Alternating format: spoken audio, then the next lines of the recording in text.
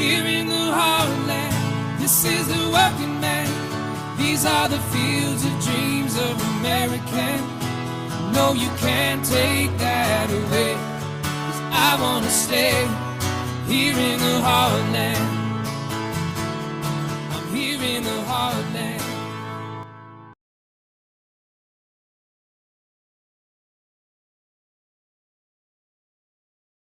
Welcome back to another episode of Why Iowa. And today we're going to talk about the Dragoon Trail.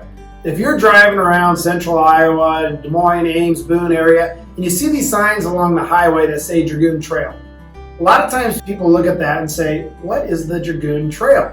Well, today we're going to educate you about what the Dragoon Trail is and the impact it had on our great state of Iowa. The first regiment of the Dragoon Trail was led by Colonel Stephen W. Kearney. And Colonel Kearney in 1835 was tasked with the expedition to discover this land we had acquired from the Black Hawk Purchase of 1832. Another company commander was Captain Nathan Boone. Now, Nathan Boone was the youngest son of Daniel Boone. And Nathan Boone also was a member of this expedition. And today, his name is associated with Boone River, Boone County, and Boone, Iowa. So on June 7th of 1835, Colonel Kearney left Fort Des Moines in Lee County to follow the Des Moines River Valley.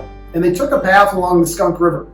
And this brought them up to just south of Ames and eventually over to present-day Boone, where they took the Des Moines River up into present-day northeast Hamilton County. From there, they took a northeast path. And another goal of this expedition was to meet with Chief Wabasha of the Sioux up near present-day Winona, Minnesota. They continued their journey, met with the chief, a treaty was signed, and on the return trip, they come back through Boone along the Des Moines River. And on August 8th of 1835, they come into present-day Des Moines. They meet the confluence of the Raccoon and Des Moines River, and Colonel Kearney is the first one to investigate this area as a potential fort. And today we have it as our capital. From there, they continued on down to the Skunk River, and in 45 days, a regiment consisting of 3 companies, nearly 300 men, completed the first exploration in detail of the Wisconsin Territory that they refer to the District of Iowa, and today we know as Iowa. Within that regiment, 2 of their company commanders, one was a gentleman by the name of Lieutenant Albert Lee. Now, Albert Lee we know for Albert Lee, Minnesota, but Albert Lee was the commander of one of the companies, and he was also the topographer on this trip. And so he took detailed notes of the trip and the expedition. And at the conclusion of the expedition, Lieutenant Albert Lee published a book titled Notes on the Wisconsin Territory, particularly in reference to the Iowa District. Now, in this book, he does several things, but the most important to come out of this book is this detailed description of this land. Taking this district, all in all, for convenience of navigation, water, fuel, and timber, for richness of soil, for beauty of appearance, and for pleasantness of climate, it surpasses any portion of the United States with which I am acquainted. Today, when you're traveling the scenic byway, the Dragoon Trail, now you'll have a little bit of background on who the Dragoons really were and the importance of this trip. The March of the Dragoons in 1835 discovered the richness and beauty of Iowa, and in doing so brought settlers to this great state. As a reminder to all our visitors, all Iowa students have free admission to the Iowa Hall of Pride thanks to Musco Lighting.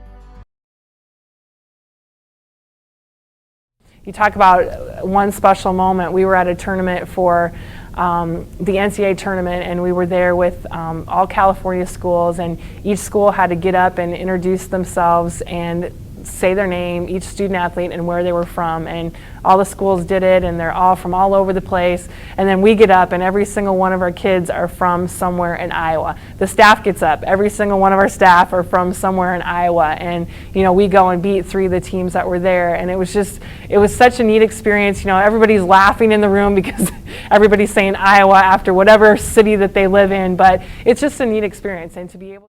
We got another Dome Dynasty for you guys this week, this time featuring the Harlan Cyclones. Harlan, Iowa.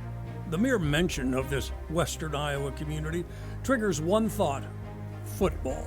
In 1972, the Iowa High School Athletic Association started the football playoffs. Harlan took the 3A title. It was kind of fitting, I thought, that as you look back at it, that Harlan won the first playoff. I don't even remember where it was supposed to be played, but we ended up, because of snow, we ended up playing at Kinnick Stadium. Well, initially, you know, it just started with 4 teams that got selected, and we were one of the lucky ones. Harlan wasn't unaccustomed to winning, but To win the first one was a big deal. An empire was unleashed. The Cyclones hold the most state championship trophies in Iowa with 12.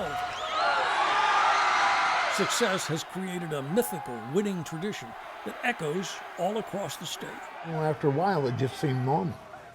It seemed like this is what you should do. And, every day we went out to practice, we tried to emulate that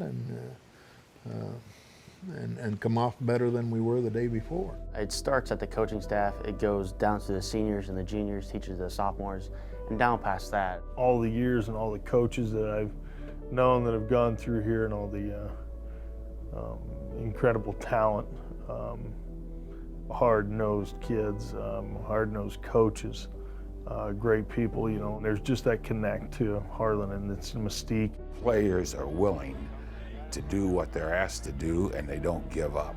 That never quit. I mean, we've had that for a long time here. They don't quit. And be physical, because we're kind of a blue-collar physical town, and that's what we want Harlan football to be too.